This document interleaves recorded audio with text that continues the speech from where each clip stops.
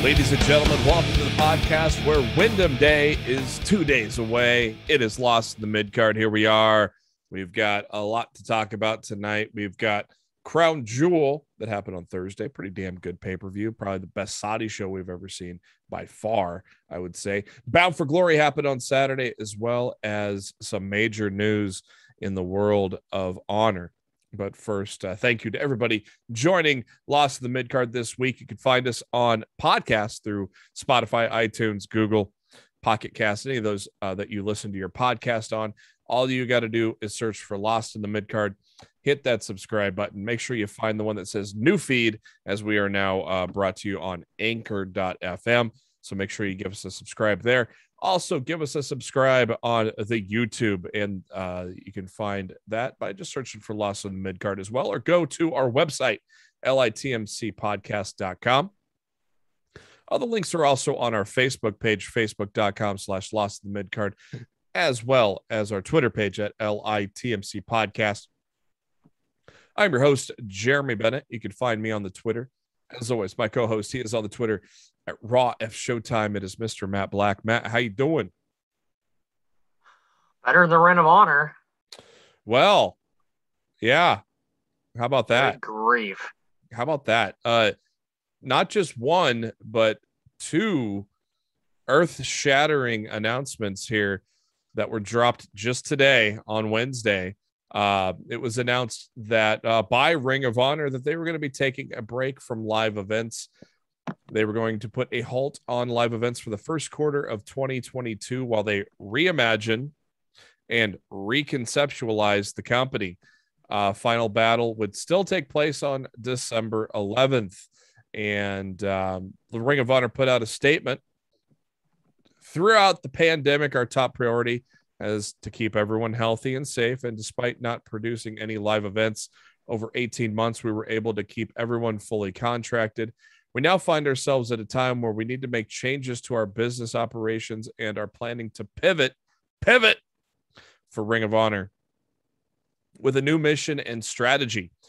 The year will culminate with Final Battle in December, and we will be taking the first quarter of 2022 to work internally to reimagine ROH. ROH has the most dedicated fans in the industry, and we appreciate their loyalty and patience as we can reconceptualize Ring of Honor. We anticipate returning to live events in April for Supercard of Honor with a new fan-focused product and provide a unique experience for wrestling fans. That was not all, though, kids, because then it came out later in the day that from Brian Alvarez of Wrestling Observer that everybody under contract with Ring of Honor is free and clear at the beginning of the year.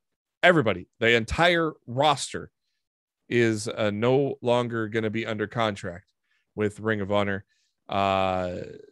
Contracted talent will still be paid, but until March 31st. But Sean Ross Sapp from Fightful had mentioned that Joe Koff had told talent he had multiple meetings trying to fight for ROH, but ultimately Sinclair made the call. And so, wow, Matt, what do you expect to happen with this big news that followed the other big news today? I'm not 100% sure this company's ever coming back.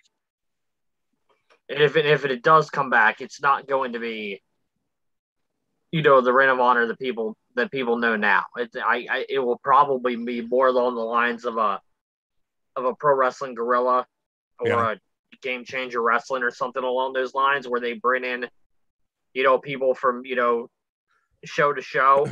Yeah. And they're not really locked down to any type of actual, legitimate contracts. I think the the ROH that we've known for the better part of the last 20 years dies at Final Battle in December. And I am going because I'm a sucker for being part of history, JB. Yeah. I will absolutely be at Final Battle on December 11th.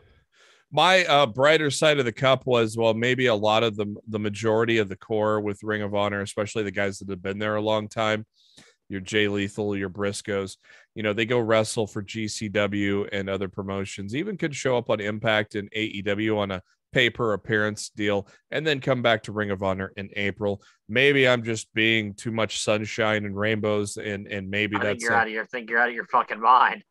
I don't know. You never know. It is interesting, but I mean, shit, you got, well, the Briscoes already showed up in GCW. I think at this time it's almost a lock that Danhausen's going to AEW, Matt, don't you think?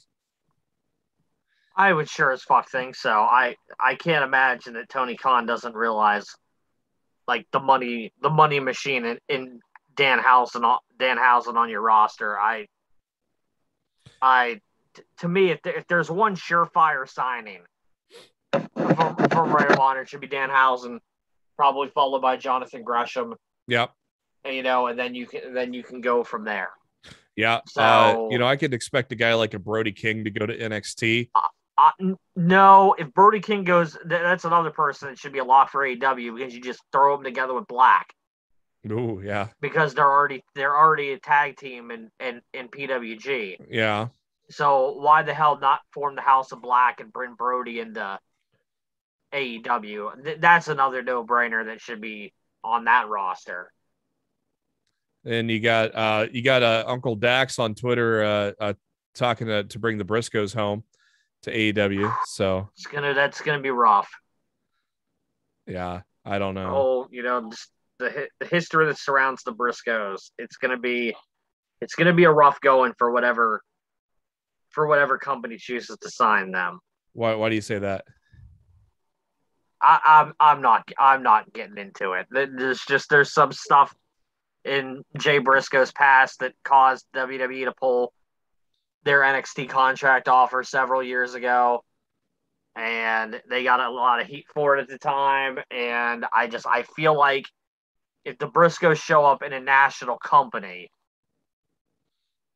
that stuff's going to rear its ugly head again. And I don't want to be the person. I don't want to be one of the people to rear it. So I'm not going to be the one to say it. You got like Chris Dickinson, who's also been, all over the indies and GCW and all that. He could probably continue to be in the indies, but he's also that type of body that WWE probably likes. Dalton Castle's an interesting name. He really, I haven't followed Ring of Honor very closely, but has he really been featured much with Ring of Honor the past couple years? I feel like Dalton Castle's fallen off the face of the earth. Because of ability, or Ring of Honor just not over the last year or so? Because of ability, or just Ring of Honor not getting behind him? Probably a little bit of both. What about EC3? I don't know. That dude doesn't want to seem to be that dude typically doesn't want to seem to be tied down anywhere. Yeah. And what do? You go back to Impact? Like I don't see him as he doesn't scream the type of guy that with the type of roster that AEW already has. I don't see them tripping over their own feet to try to bring in EC3. I just don't. I'm not saying he's not a hell of a talent, because he is. But I mean, with the depth of the AEW roster right now, I just don't really know. If he's worth throwing into that roster right now, because I don't really see anything for him other than like Dark and Elevation right now. Like I don't see him being a featured character, and he's going to want to be a featured character wherever he goes. Like I said, I love EC3. I'm not trying to say anything bad. I don't see him in AEW. That one doesn't compute in my brain. Should TK go after Flip Gordon? that's going to be up to the Bucks. Honestly, if the Bucks want him there, he'll be there. If they don't, then he ain't gonna be there. Is there a story there? If I'm the Bucks, I'm a little pissy that he re-signed when Skrull re-signed. Yeah. Because I would imagine in their minds they were both coming over and they both chose to stay. So to me that comes down to the Bucks decision. He would fit there. I don't think he'd be a big player or anything. Because it just. Can we? I think he'd be in there in a Matt Sydal role. Yeah. Can we get Matt Taven to Impact so he could face off with Ace Austin? Actually, that would be tremendous. Yeah, it would, wouldn't it? And then of course you got your Spanish, your luchadors. You got Rush, you got Flamita, you got Bandito. I'm sure Tony Khan's foaming at the mouth to try to get them to put them together with Andrade. Yeah, right. I think that those ones are kind of no. Tony Khan, I feel like Tony Khan for a while has been trying to figure out what to do with Andrade. Yeah. And if he could, him and Black together has been pretty sweet, though. Yeah, if he can get those guys in there, oh boy. And finally, how about Shane Taylor? I mean, maybe NXT. Shane Taylor promotions would be great for AEW. Yeah, they would. Especially if they ever finally pull the trigger on that trios.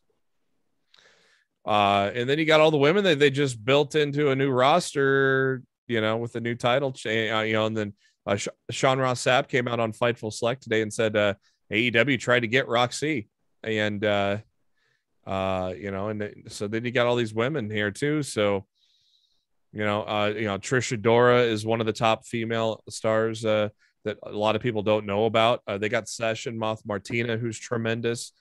Quinn McKay. She's a backstage interviewer, but she can go too. Miranda Alizé, I think is how you say her name. Sorry if I screwed that up. Of course, you got Matt's favorite, Mandy Leon. So, and so they just rebuilt that, so it's interesting and crazy to think, I don't know. I kind of just thought maybe the core would, if there is a definite plan in place to return in April, that a lot of that core would just work indies and come back in April and re-sign. But not everybody. I'm not saying everybody, but I'm saying your core guys, your Jay Lethals probably would, maybe even your Jonathan Gresham, your Shane Taylors, your Dalton Castles, your Briscoes. I figure they would. But that's a big if, and we don't know what the company's going to look like in April. If they're clued into what it's going to look like in April, that might help their decision. But I mean, shit. Who knows? And plus, Matt, there's a lot of time between now and April, isn't there? Oh yeah, but I mean, they could go out and sign anywhere right now. They ain't got to wait till April. No, yeah. So they can sign anywhere. They can sign anywhere, or they can work indies and work per appearance and then come back in April. Who knows? So very interesting. And the way the understanding is, Ring of Honor is not going to try to hold anybody down if they want to go and work somewhere else immediately. Yep. So I don't really think Ring of Honor has that option of just thinking that people are going to wait around for their shit. Yeah.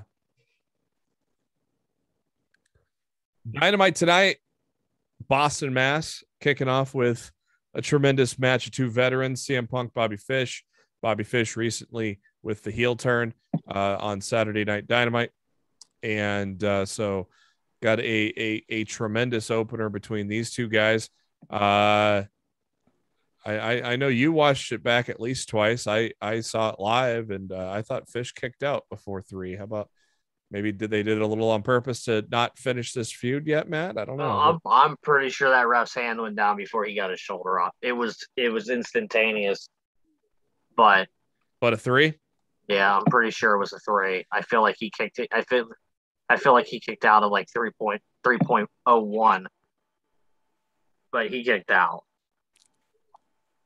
MJF took on a jobber, and then taunted Darby before Sting's music hit, and that was just a taunt as well before the lights went out, and then there was Sting beating everybody up with baseball bats as MJF tries to run to higher ground, but Darby Allin, in his Invisible Man or Inspector Gadget costume, whatever you want to call it, comes in from the crowd, and MJF runs like a little bitch. And I wonder how long Wardlow's going to take those baseball bats before he just turns on MJF, huh? It's coming soon. They keep teasing it, man. They keep teasing it. They're good at teasing. They ain't giving us that long tease of Wardlow's leaving MJF, but he never does. He never does. Tony Schiavone interviewing Dr. Britt Baker, DMD, and she apparently bailed on her match with Abaddon at the Jericho Cruise. And so on Friday on Rampage, a no DQ match. And if Abaddon wins, she will get a title shot against Britt Baker. TNT Championship up next, Sammy Guevara against All Ego, Ethan Page. And this was a hell of a match, wasn't it, Matt?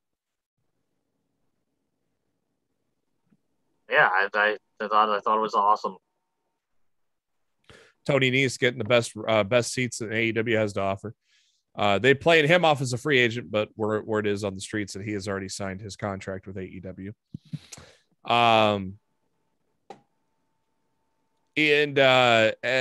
Page was setting up Ego's Edge, but Guevara countered it into a Hurricane Rana and grabs the legs for the pinfall. Sammy Guevara retains the TNT title. Scorpio Sky comes out to attack 2-on-1, and then the rest of Inner Circle come out and make the save, as we will get that 5-on-5 match between American Top Team, the Men of the Year, against the Inner Circle. Next week, the Inner Circle gets to pick the 3 members of American Top Team that will be in that match. Tony Schiavone interviewing Eddie Kingston and Bryan Danielson ahead of their semifinal match in the Eliminator tournament, which will be on Rampage this Friday. And Eddie taking a little pissed off about some things that Danielson had said about him. Interesting little segment there. We will get that fucking tremendous match on Friday. I can't wait to see that. First round match. But speaking of awesome matches, another great match. Hikaru Shida, Serena Deeb for the first round of the TBS Championship Tournament. These 2 women fucking killed it. I love this match, Matt. Glad we're probably going to get a third one, maybe at Full Gear, right? I don't know if they're going to be able to fit it on the Full Gear. I feel like there's already going to be at least 2 women's matches scheduled for there already. Yeah. Maybe they put it on the buy-in. Could. I don't know. I can't see them getting 3 women's matches on the on that pay-per-view. I just don't see it. After the match, Serena Deeb goes to town on Shida's knee, and we get some refs. She puts on the Serenity Lock, and we get some refs and Jerry Lynn out there to get her to stop. Mike Sydal is injured. We find out with Tony Schiavone interviewing Dante Martin and Leo Rush. So now it's just going to be a 1-on-1 match between Dante Martin and Matt Sydal instead. First round of the AEW title eliminator tournament, the final first round match. Preston Vance, 10 of the Dark Order, taking on John Moxley, and John Moxley just beat the shit out of him and left. What was that you said, Matt? Put on a t-shirt. Our rival race, I'll leave. The old Stone Cold shirt. I feel like it definitely you could definitely repurpose that and do a new design for Moxley's current character. And if you're standing by the guardrail when Moxley comes your way, get the fuck out of the way. That dude got nailed by the guardrail when he kicked it. Well, that's on him. Gotta be paying attention. You gotta know Moxley ain't fucking around. He's ready to leave.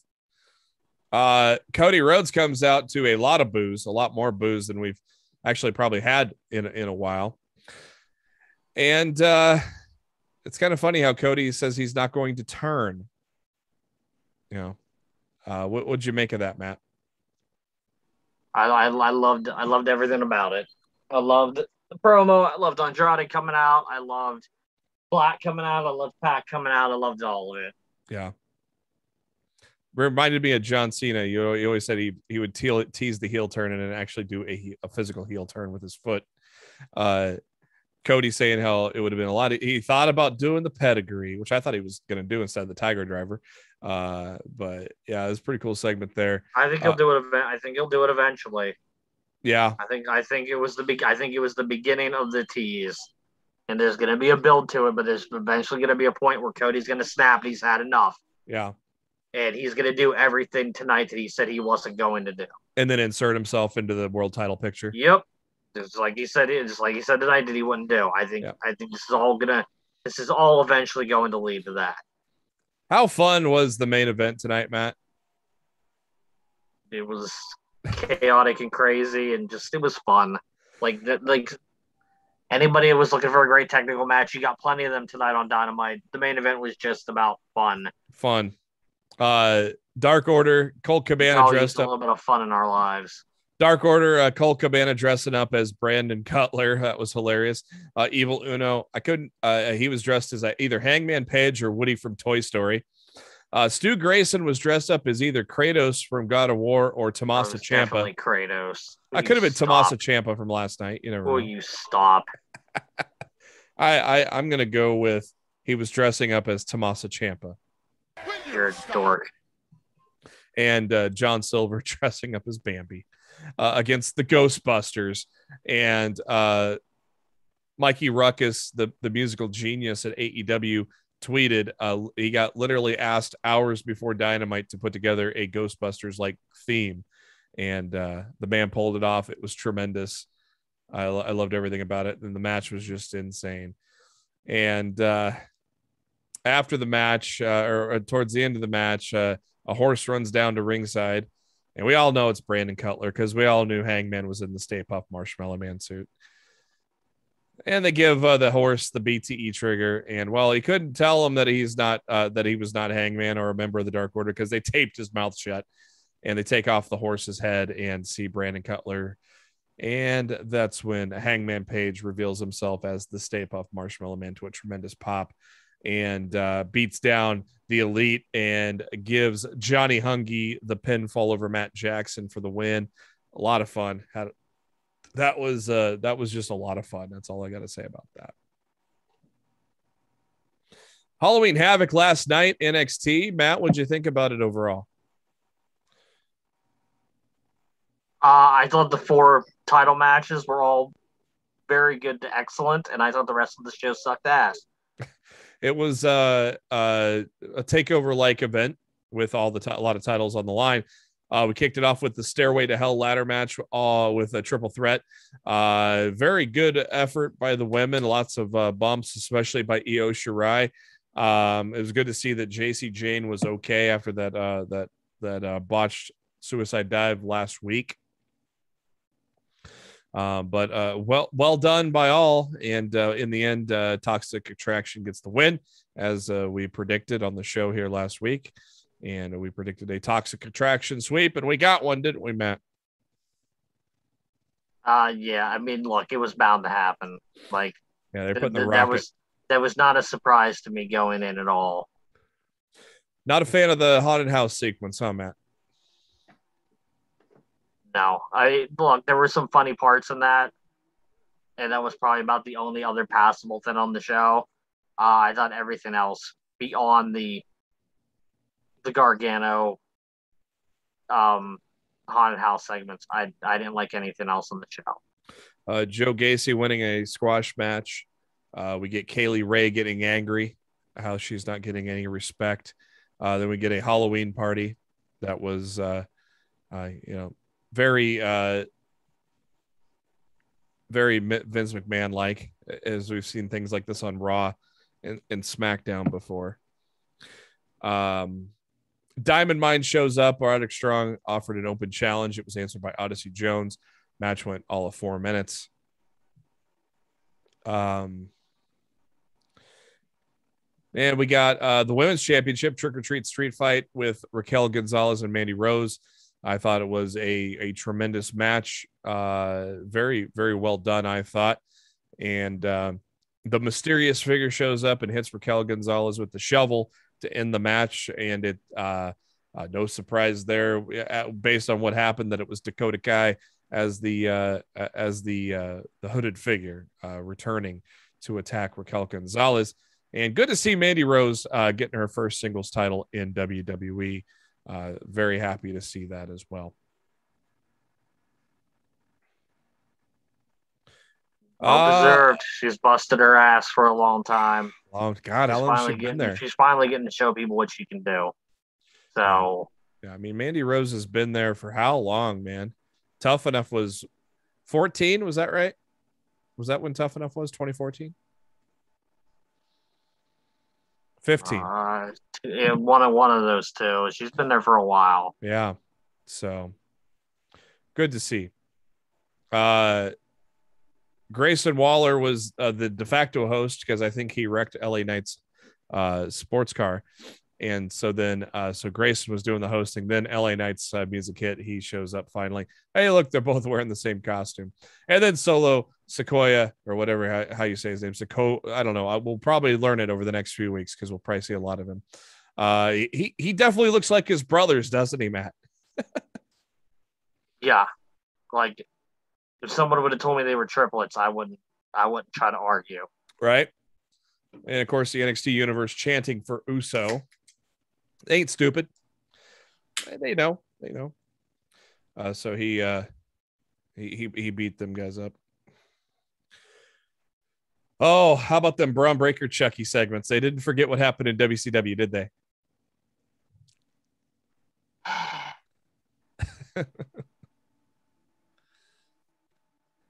Lumberjack O'Lantern match was the spin the wheel, make the deal for the tag team championship between MSK and Imperium.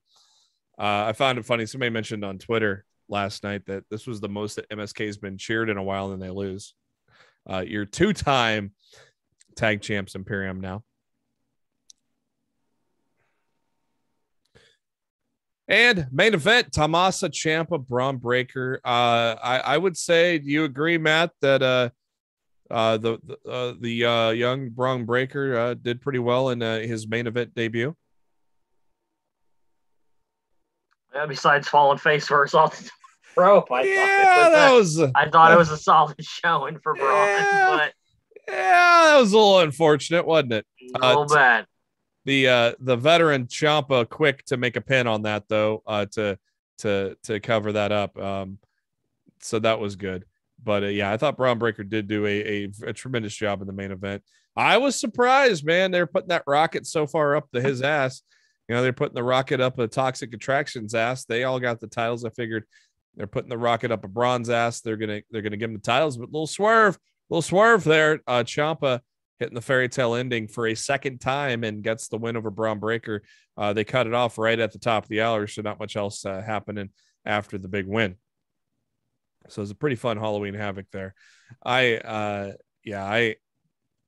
was surprised that Ciampa was winning that match, man. I was very surprised.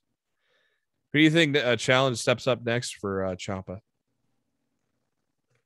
It'd be nice if Joe came back. Right. I'm not expecting it, but it would be nice if Joe came back. Yeah, I don't know. We haven't heard a peep out of him since that damn thing happened. Yeah, I don't know what's going on with Joe. Weird stuff, man. Crown Jewel happened on Thursday. It wasn't a bad show, was it, Matt? It was easily their best Saudi show, and that's not a high bar either. No, it was one of the better pay-per-views of the year too. I thought it was a very good pay-per-view, but definitely better than any other Saudi shows because those were just high-level, pyro-filled live event jobber. You know, it just wasn't exciting. There wasn't much excitement to those shows. This was I thought this whole match was pretty damn good. Usos took on Hurt Business in the kickoff show. Got about 10 minutes there. No surprise, Usos were winning, of course. That's not going to surprise anyone. Jesus Christ, the first match of the day. Edge and Seth Rollins, Hell in a Cell. I mean, Matt, this was definitely a match of the year contender, wasn't it? I mean, Yeah, I mean, what is there to say? What is there to say about it? I loved Seth wrapping the leg up in the chain, teasing a stomp with it. I thought that was very unique. And then when he went for it, his crotch landed right into a chair by Edge, and Edge winning with the stomp. So that was pretty unique. But yeah, that was a hell of a match. Almost went about half an hour. Also, a key thing in that match, referee Jessica Carr, first female to referee a match in Saudi. So that was pretty cool to see as well. But yeah, Jesus, that was a masterpiece between Edge and Seth Rollins. Definitely going to be a marquee nominee for match of the year once we get to those at the end of the year, which is shit. That's coming up pretty soon, isn't it? So It was definitely the best Hell in a Cell match we've seen this year. yeah. So little redemption for Seth Rollins inside of a Hell in a Cell after the last time he stepped in, huh? a little bit. Where he wanted to strangle Vince McMahon after that match. Mansoor, most people want to strangle Vince McMahon on a daily basis. So yeah. Shut up! Whoa. Mansoor and Mustafa Ali got 10 minutes. Good, solid match. No surprise, Mansoor getting the win there. After the match, Mustafa attacks, and then this guy comes out in a karate outfit, and it was Tariq Hamidi, who is a silver medalist from the Tokyo Olympics from Saudi Arabia. So obviously the country knows him very well. He got a gigantic pop, so it was a pretty cool moment to see him saving Mustafa Ali. We got tag team titles on the line. RK Bro taking on Styles and Omos. Pretty short match. Only went about 9 minutes with RK Bro retaining. Probably no surprise to anybody that retained. I think they are going to break up AJ and Omos sooner than later, even though they were going to do it at the draft. I think it's coming pretty soon. Queen's Crown Tournament Final. Yeah, they actually gave him 6 minutes here as opposed to 3, but Zelina Vega is your winner there. Queen Zelina.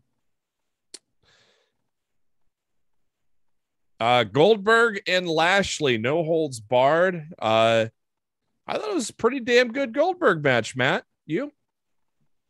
Yeah, another one of those best X matches in a while. It was Goldberg's best match in a while. Yeah. And the fact that 50-some-odd-year-old man did a spear off the fucking stage, right? To a bunch of tables, right? Yeah, that was pretty ballsy. It went 12 minutes too. It was a very good match. I thought it was probably the best one since that Goldberg tussled with Lesnar, but I mean, even then, that was only a 5-minute match. So it was pretty cool to see Goldberg in a lengthy match and do really well as well. And later on in the week, he reveals he has 1 match left in his contract. King of the Ring finals, Xavier Woods, Finn Balor. What can you say, man? All hail Xavier Woods. We got our wish. He got his wish. We're all happy, and it was the right move. And it was a great performance from Woods, too, against a former world champion, wasn't it, Matt? Good shit, pal. Obviously, the biggest win of Xavier Woods' singles career. Very cool, and be interesting to see what they do with him going forward. He was already trying. I'm just happy they actually let him have it. Yeah. So exactly. I like how he fired Kevin Dunn. He's directing the cameras now. Fired Kevin Dunn. We all love to fire Kevin Dunn. Big E, Drew McIntyre for the WWE Championship. They had a damn fun match as well. Went about 14 minutes. I think nobody expected Drew to win, but yet still they gave us a very entertaining match there, I thought. Women's triple threat, I thought, was pretty good as well. They gave them about 20 minutes with Becky Lynch coming out with the win. Then that, of course, leads to the infamous swapping of belts. Jeez. Is that the best we can think of, Vince? And that didn't even go. That didn't even go to plan.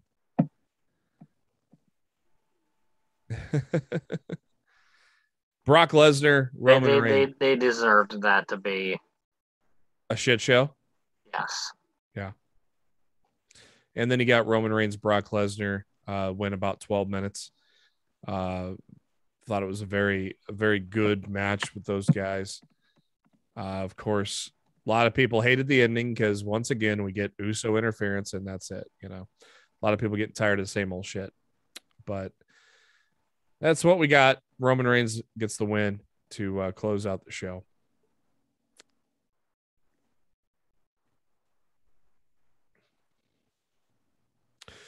Bound for Glory happened on Saturday for Impact Wrestling.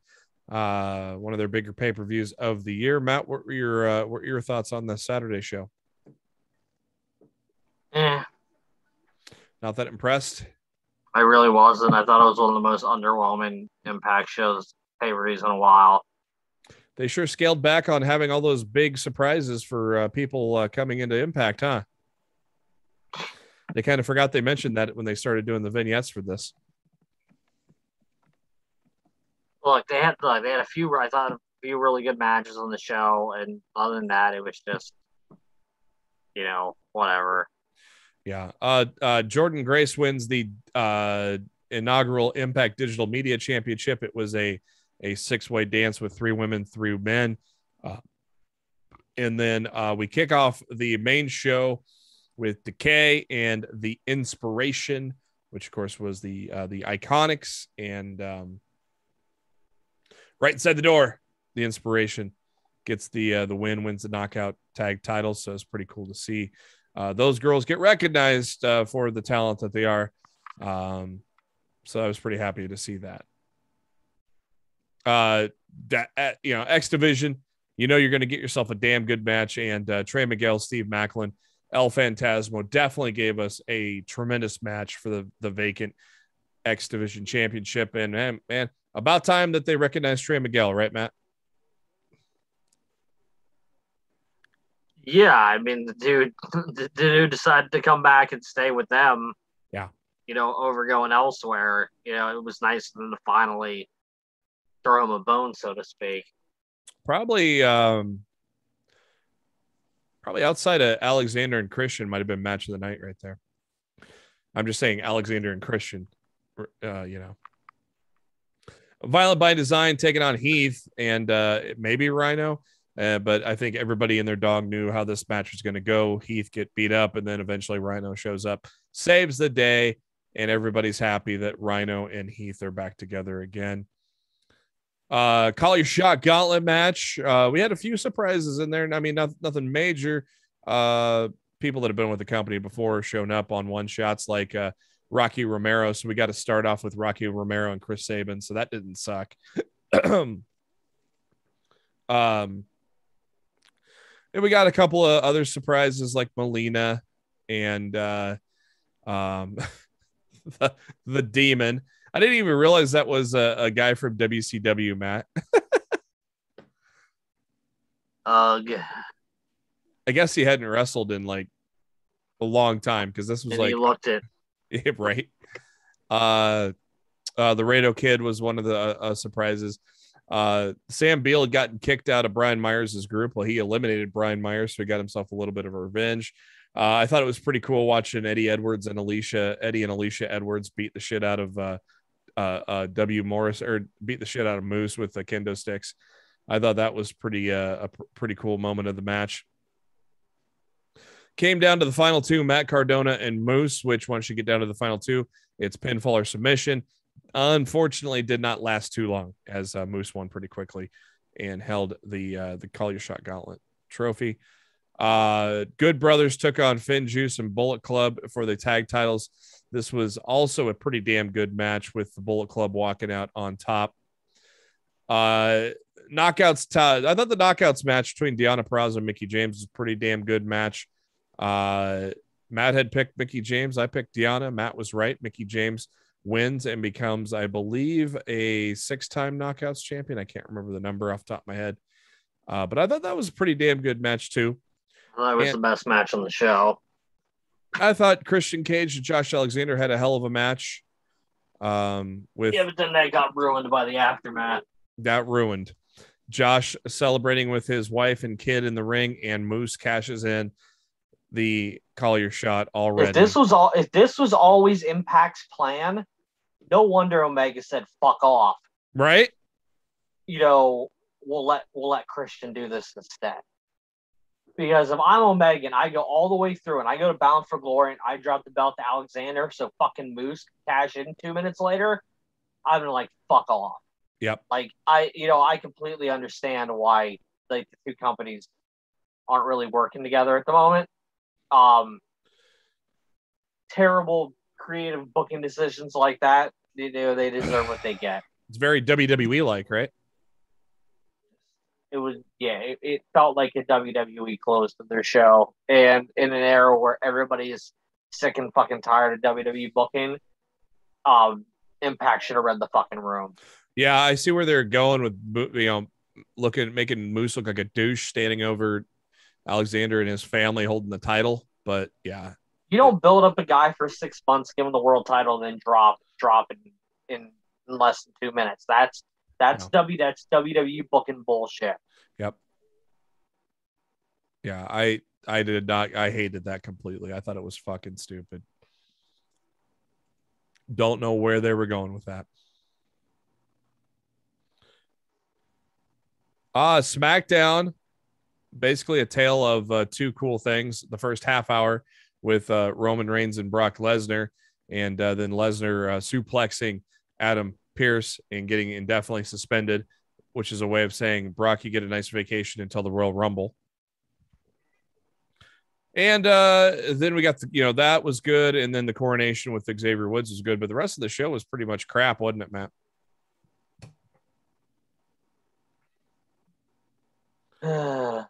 You agree? Was that a sigh of agreement?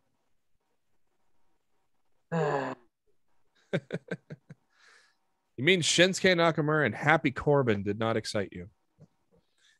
You mean swapping? Who could it have possibly excited? You mean swapping titles because they can't think of a better creative way to do it excited you? But then we had apparently we had some backstage excitement there with Sonya Deville and Becky Lynch and Charlotte Flair going at each other backstage. So that was probably more interesting than what they did on TV. So too bad they didn't air that. Oh boy.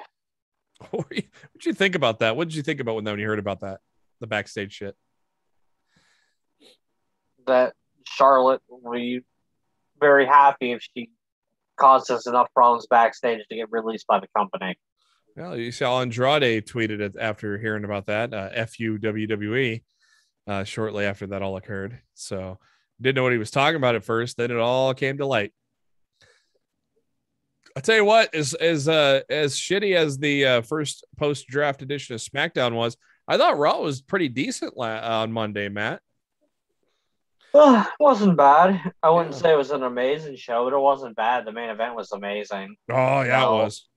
As predictable as it was still an amazing match. That kind of, balances out the show as a whole when you really take the last 40 minutes of the show and you give a match like that. Yeah.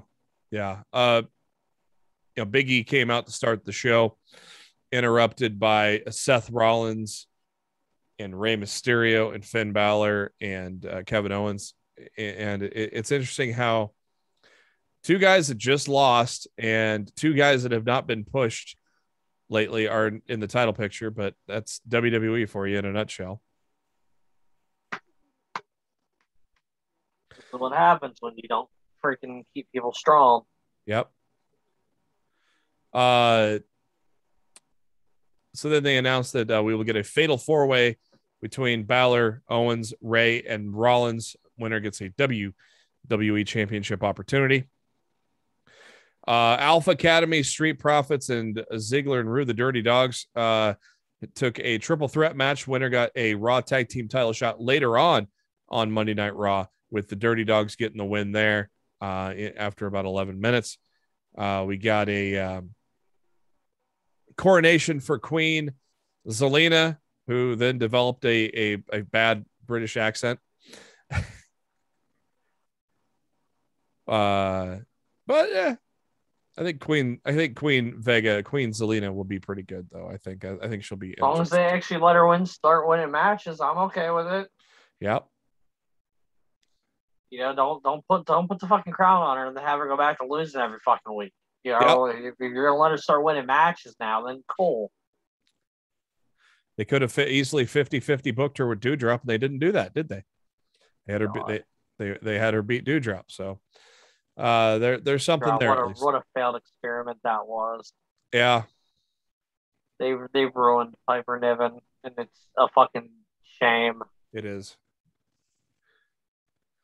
Oh, WWE.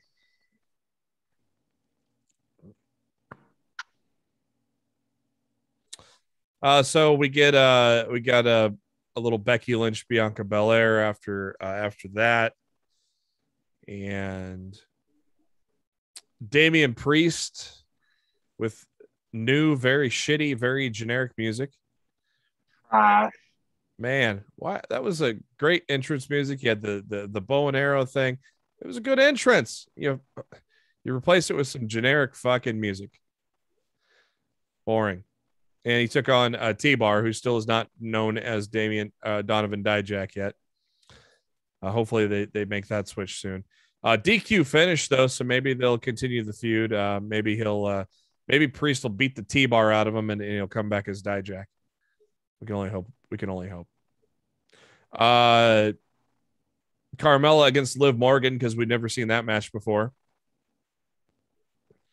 And look, the person we want pushed, she got a big pop on Monday. Liv Morgan, she loses in 4 minutes to Carmella. What the fuck are we doing here, guys? What the fuck are we doing? Keith Bearcat Lee shows up, and nobody really is excited anymore because they've just shit on him a lot too. He gets a quick win over Cedric Alexander. Oh, gee, way to bring the Hurt Business back together. What have they done with Cedric and Shelton since then? They basically been tackling dummies.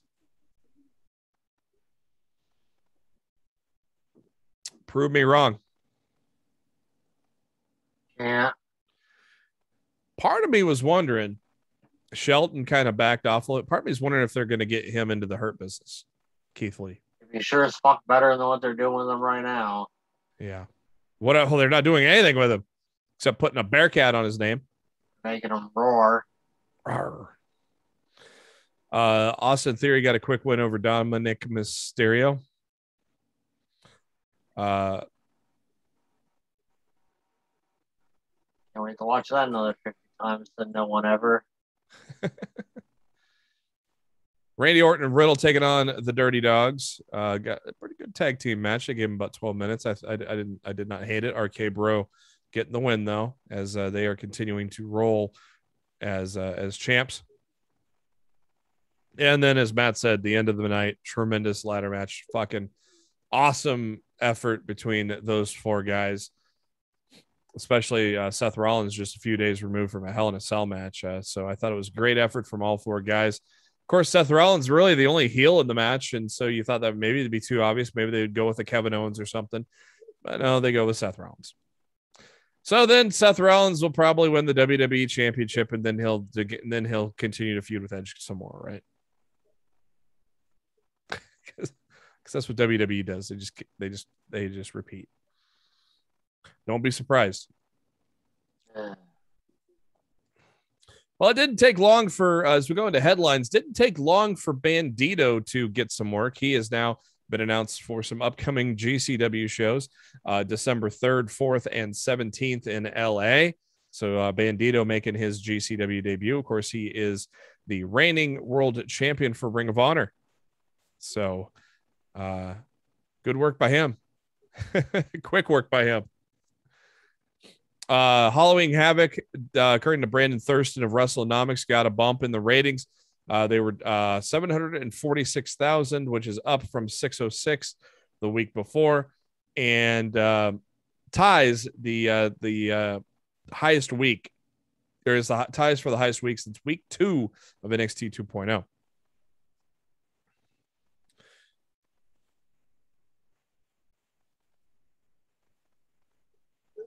Monday Night Raw this week got a little bump in numbers there, up 1.658 million, up from 1.593. And SmackDown gets come back to Fox. They stay above 2 million, 2.1 million as they return to Fox. And AEW last week was on Saturday as well. So only much smaller numbers than they're used to getting for Dynamite, only 575,000 compared to 727 that was on the Saturday Dynamite the week before. Rampage, also the night before, 533,000 viewers. So I thought it was very interesting that Rampage was not too far off from Dynamite in terms of numbers. But again, Saturday night, not a very good time slot. So not going to be too surprised. After the colossal failure of the $1,000 John Cena NFTs, you figure, well, maybe WWE is going to get out of this NFT thing. No. WWE, Fox Entertainment, and Blockchain Creative Labs are going to launch an NFT marketplace, which I still don't. I don't understand this NFT shit, Matt. You? Negative, man. Yeah, I look. It's not just WWE. I just don't understand the concept. Period. Yeah, I don't get why people are throwing hundreds of thousands of dollars at this shit. Just throwing their money down the toilet. Yeah. Like I said, the John Cena thing was a colossal flop, and even Cena admitted it himself. And yet here we are. We're in business to do more. Okay. SmackDown is going to sound a little different on Friday because Greg Hamilton has confirmed he has been released from WWE, calls it a mutual departure, but timing of it is quite interesting as he had recently got into it with rapper Westside Gunn over the fact that the rapper had sampled his voice in some tracks, and then Hamilton threatened that he would send the WWE lawyers after the rapper. So I don't know if that has anything to do with it, but the timing is quite interesting, so to speak. Hamilton signed by the WWE in 2005.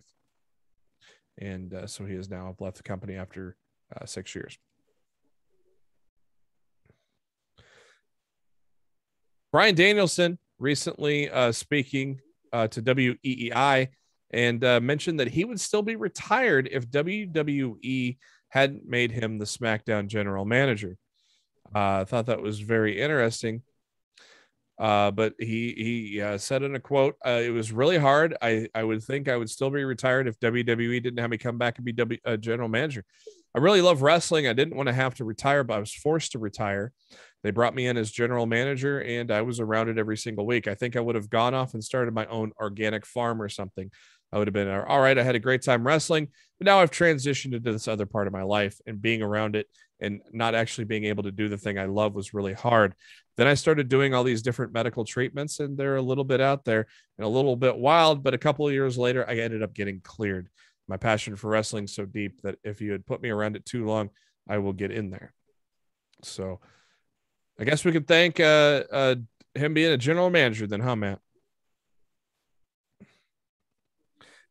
Some people still think that it was more WWE keeping him from wrestling than it was actually being medically cleared. Do you believe in that kind of conspiracy, Matt? Man, who knows?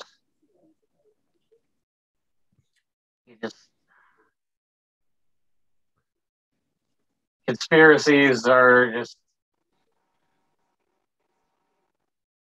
another thing to debate. I don't know if I buy into it or not, to be quite frank.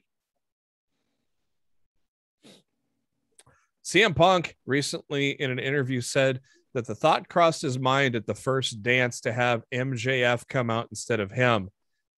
That would have been a colossal nuclear failure, don't you think, Matt? Well, so many people called that online. Like, oh, CM Punk's music's going to hit and MJF's going to walk out. Yeah. Like, Punk knew it was too WWE. Yeah. And it's something WWE would do. Yeah, and to have all this hype around that event and him not show up, I think that would have been a tremendous failure. No, so. She would have shown up. He would have just shown up afterward. Yeah. But still, it wouldn't have been as good. no. Yeah. It was a tremendous moment the way they did it. Tony Khan revealed in an interview that he had turned down the idea to do a WWE backstage format for AEW Rampage. He said he was not a fan of that. He says he wants to see a wrestling product, so he turned down that type of format. Now, I won't be surprised if they have some sort of like backstage type of show down the line, especially if they sign Renee Paquette. I wouldn't be surprised if they add something to the schedule eventually, but I thought it was kind of interesting that they wanted that to be a backstage like show before instead of another wrestling show, which is kind of odd, but I don't know.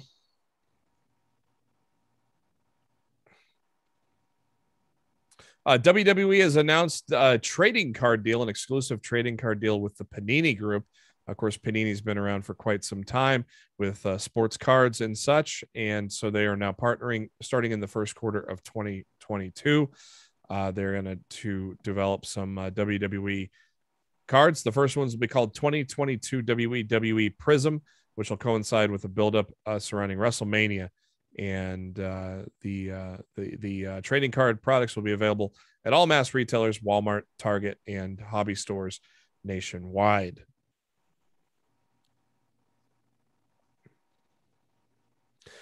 Kota Ibushi has suffered a dislocated shoulder at the G1 Climax in the finals. And so it has been announced that he's going to miss 2 months of action due to that injury. Tony Khan has announced that AEW Dynamite is going to be live coast to coast moving forward. There will be no more tape delays for the I assume the West Coast probably was on tape delay is my guess. And so but Tony Khan has announced that from now on, here on out, Dynamite will be live 8 Eastern, 7 Central, 6 Mountain, 5 Pacific going forward.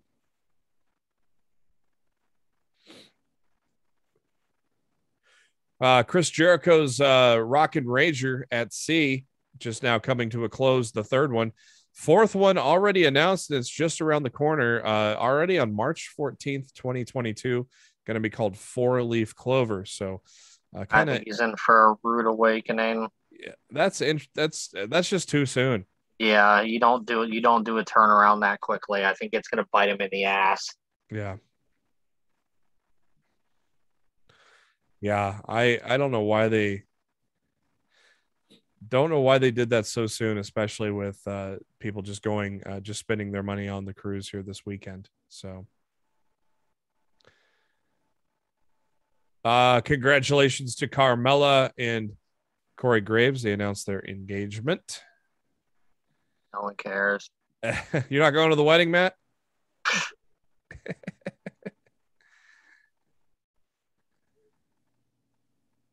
Mike Chioda recently interviewed, and I recently had an interview with Briscoe and Bradshaw, stories with Briscoe and Bradshaw. And Mike Chioda said Vince would get hammered and try to do donuts with the WWE ring truck. Man, if only social media was around that, or like smartphones were around at that time. Oh boy, would that be fun to see a drunk Vince trying to do donuts in a WWE ring truck. My God, pal. Renee Paquette, recent interview with Ariel Helwani, stated that she had asked for her release from WWE about 5 years ago initially, but was turned down. She thought she had done all she could do and was wanting to just get out and try something new, tired of the grind with WWE. But, she also said that it was kind of, a good thing for her career because she was able to do a few other different things, especially with the backstage stuff with Fox and so on. So she said in the end, it's actually worth it being able to stay with the WWE.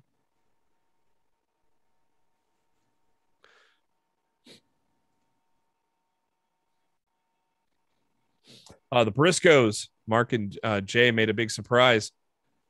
And as they showed up at GCW Fight Club, and they're getting ready for War Ready coming around the corner, as they will be fighting for Mance Warner and Matthew Justice for the GCW Tag Team championships. And they recently did an interview with bodyslam.net, and they see GCW. They like how GCW gets down.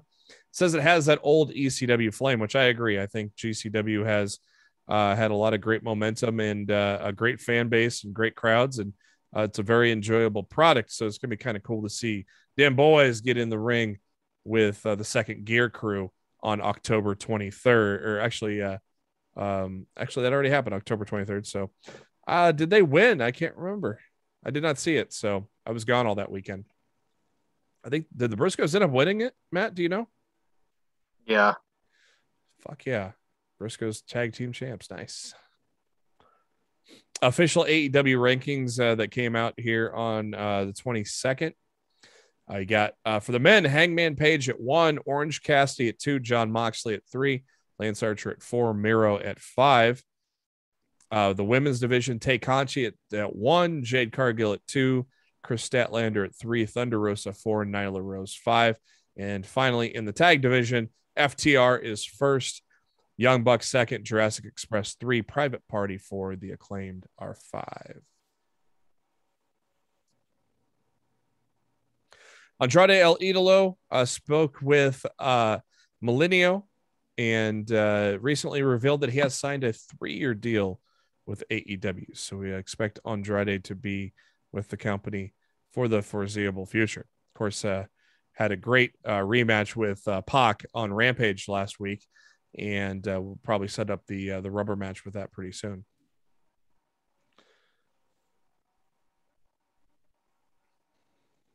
And finally, the final story of the day, the PWI Women's 150 came out and top 10. Number 10, Raquel Gonzalez. Number 9, Tam Nakano from Stardom. Number 8, Io Shirai. Number 7, Siri from Stardom. Number 6, Sasha Banks. Number 5, Thunder Rosa. Number 4, Britt Baker. Number 3, Deonna Purrazzo.